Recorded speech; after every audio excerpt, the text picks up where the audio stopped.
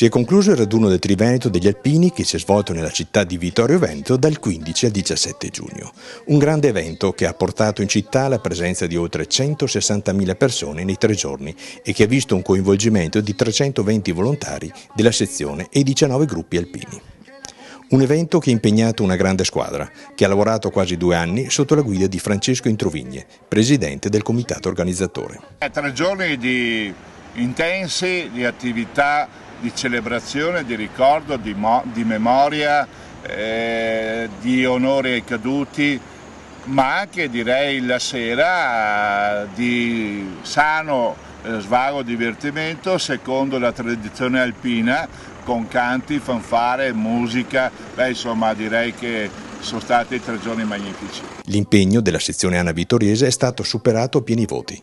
Tutto è andato per il meglio, con estrema soddisfazione di tutti. È un impegno improbo, abbiamo fatto, come dire, abbiamo cercato di mettere in campo tutte le nostre migliori energie. La sezione tutta si è impegnata con i propri associati, con tutti i 19 gruppi. Noi siamo 2.830 iscritti, ovviamente c'è una buona parte che non riesce più ad essere sul campo, ma lo è, come dire, con la presenza e con il sostegno.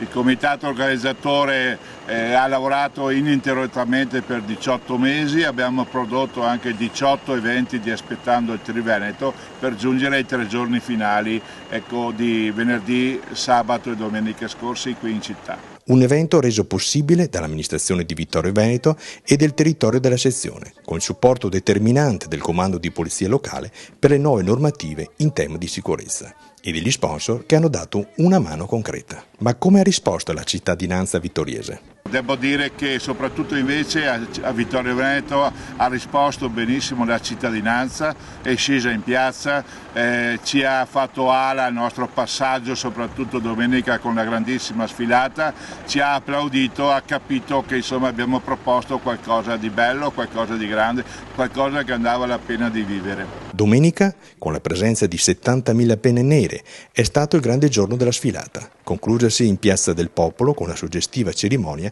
del passaggio della stecca alla sezione carnica che organizzerà nel 2019 il raduno Triveneto a Tolmezzo. Il passaggio della stecca che adesso sto compiendo, il passaggio del testimone, rappresenta la vita che ci siamo traccia della vittoria alata, il simbolo di questa città, sulle ali della stessa è dipinto il tricolore. Con quelle ali andrai lontano, in bocca al lupo.